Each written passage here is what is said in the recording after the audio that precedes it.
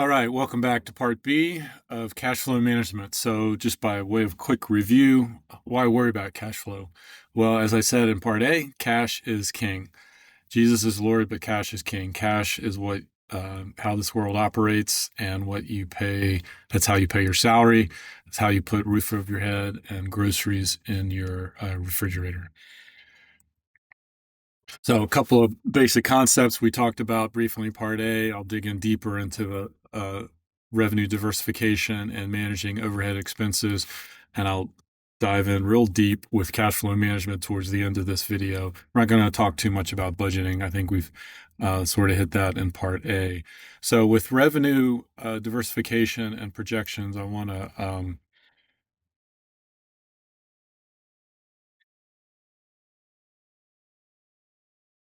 just talk about some specific examples of what I mean by diversification. I kind of alluded to this, but multiple sources of income, of revenue, court appointed work, privately retained clients.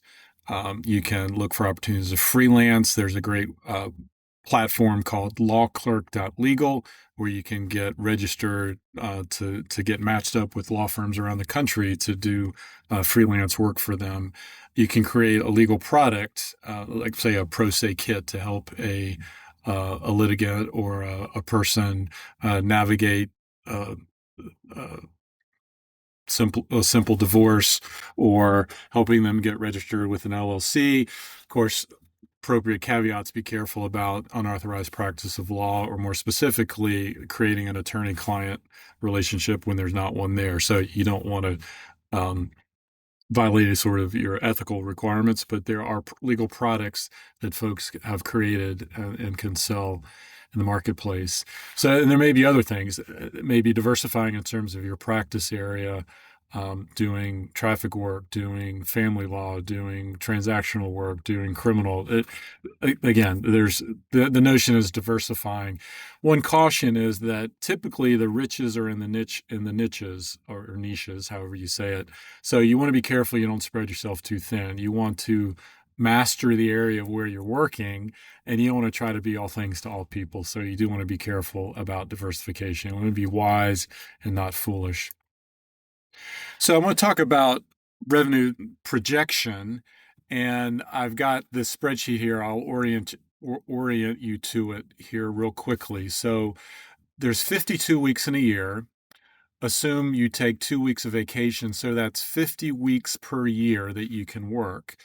And at 40, assuming 40 hours per week that you want to work and not go crazy, that's 2,000 hours of workable hours, let's say.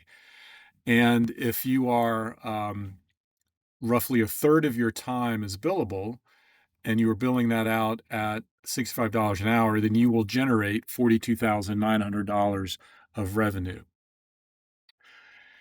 If you diversify and you also have a wills and estate practice, say in addition to those hours where you're billing out for doing court-appointed work, you're also doing simple wills and more complicated estate plans. Say you do 5 simple wills per month at $250 per will, you're going to generate that much, $1,250 of revenue per month, $15,000 of additional revenue per year.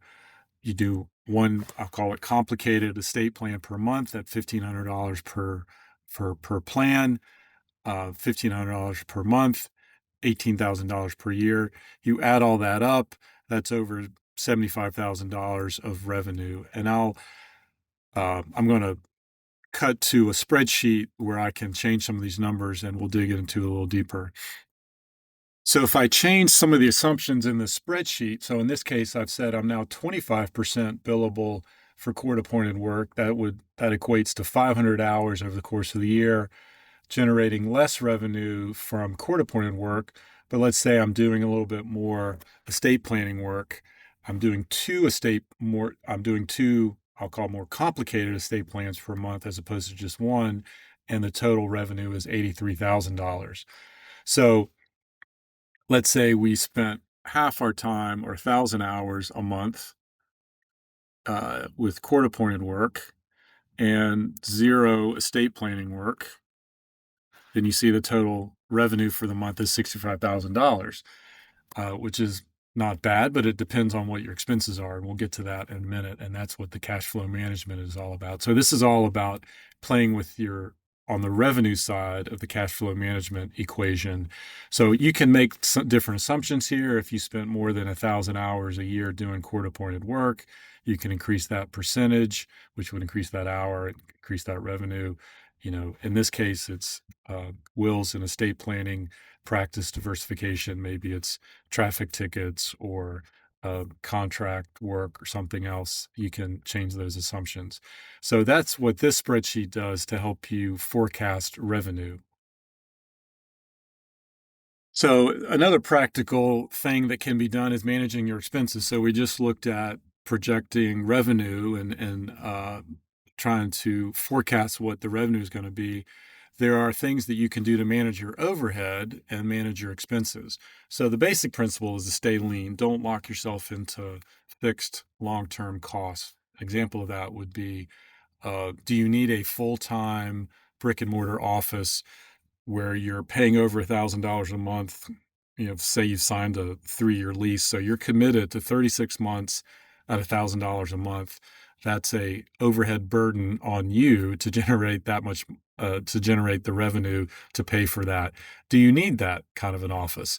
Could your needs, could your personal or your practice needs and your client needs be satisfied if you were in a co-working space where you have a month-to-month commitment and maybe it's more than likely less than $300 per month?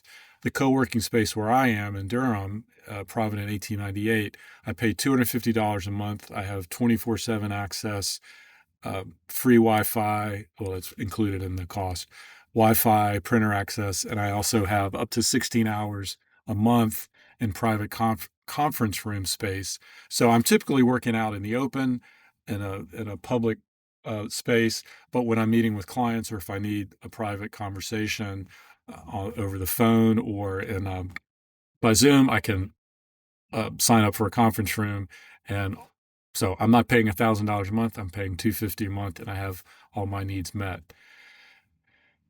The other principle is shop around and say it's software costs, software for practice management or for accounting or for CRM. CRM is, it could be called customer relationship management or client relationship management. Basically, it's a marketing or business development tool to help you keep track of your clients.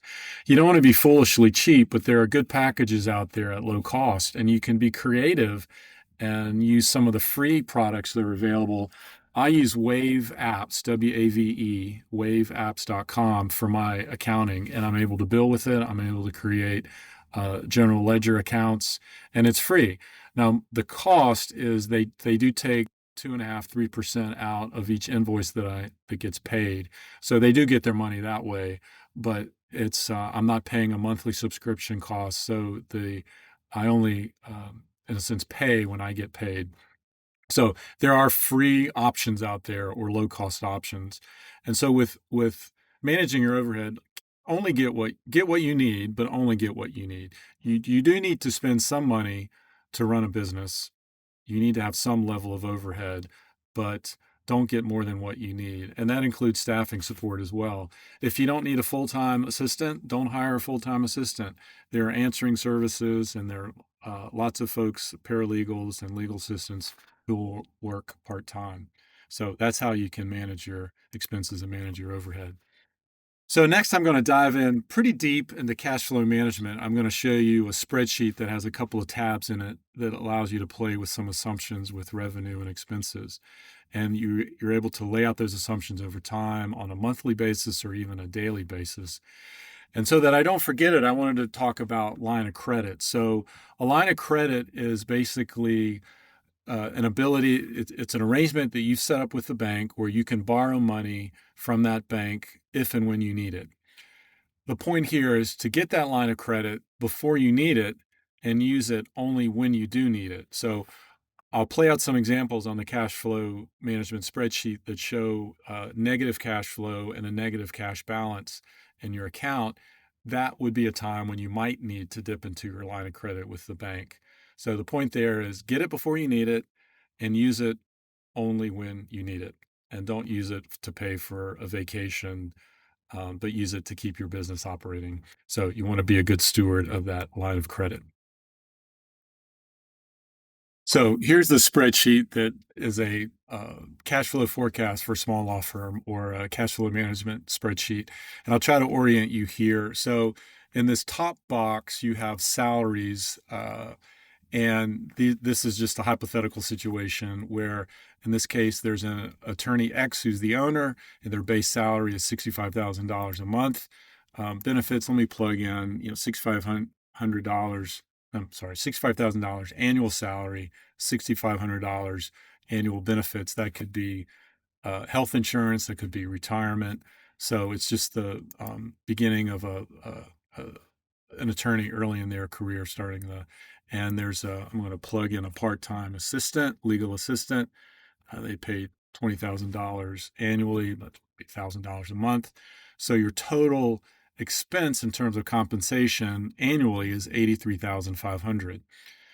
So that's salary compensation expense of how that works out. So $83,500 annually comes out to just under $7,000 over the course of the month, over per month.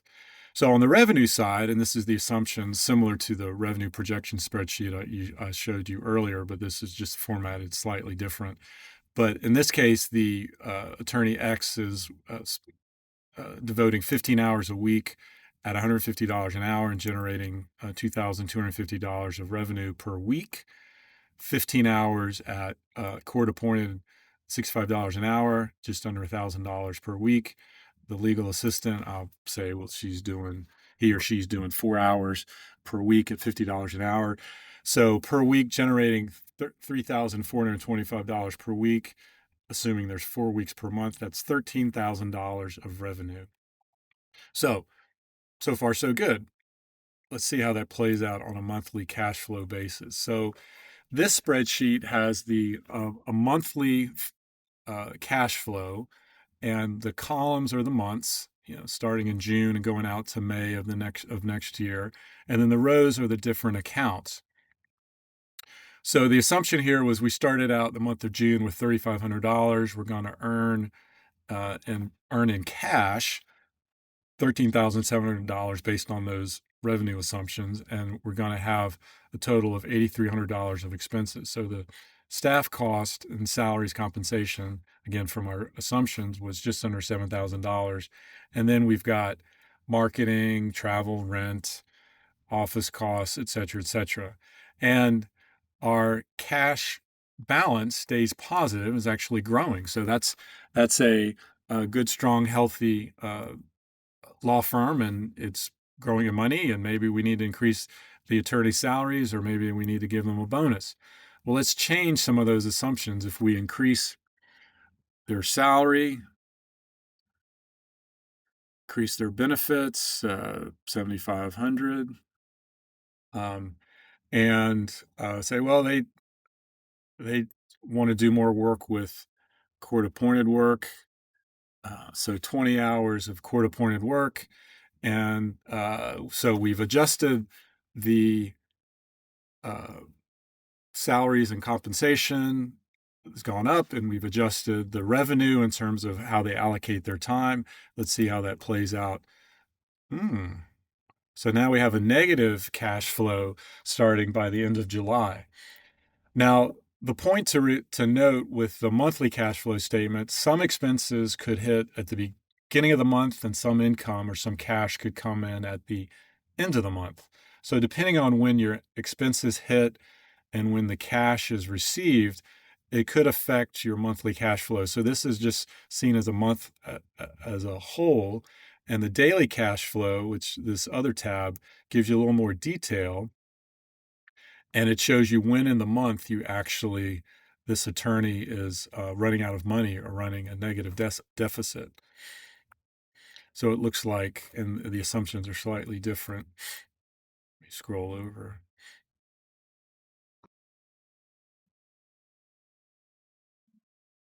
So it shows they're running out of cash, negative deficit in early July, by July 2nd.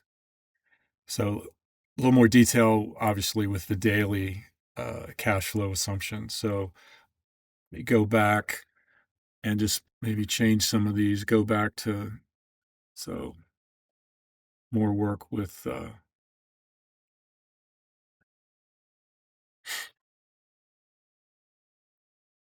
less appointed. So change assumptions again, 10 hours per week for private clients, 15 hours of court appointed work. Let's see how that plays out with the monthly cash flow. So again, they've got, I see no red numbers, so they've got positive cash flow for each of the month.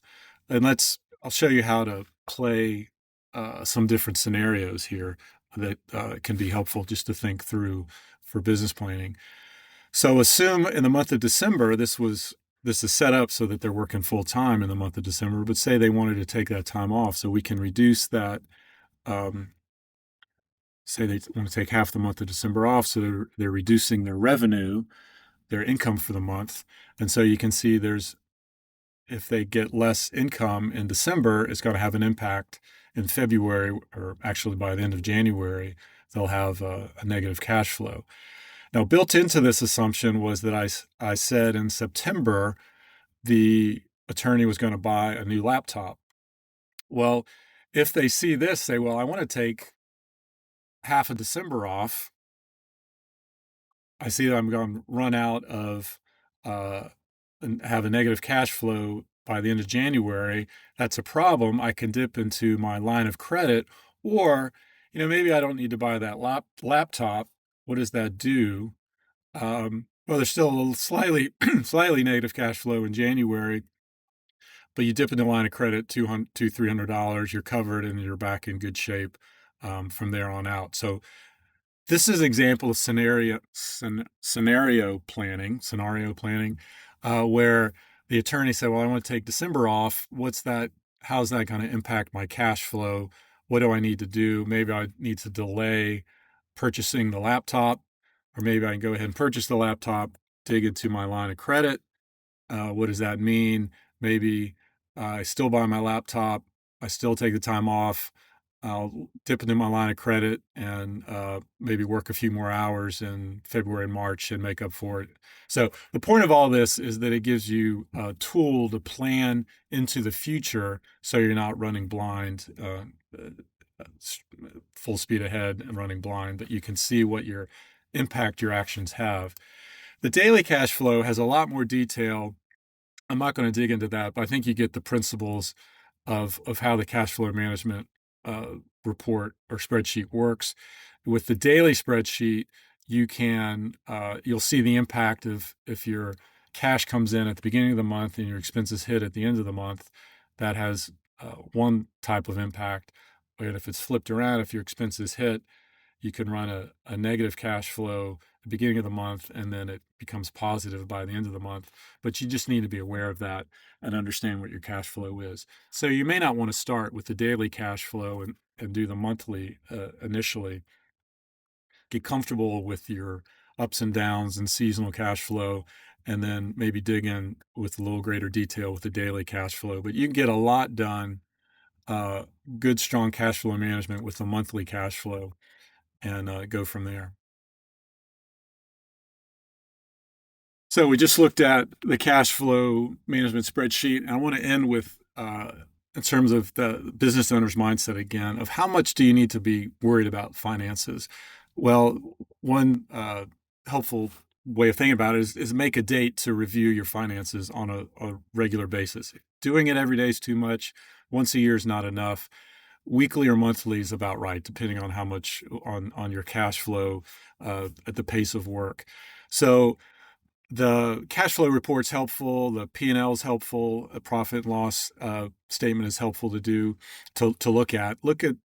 Find those key performance indicators, KPIs. We'll talk about more of that later. But the cash flow forecast report is a helpful thing to look at.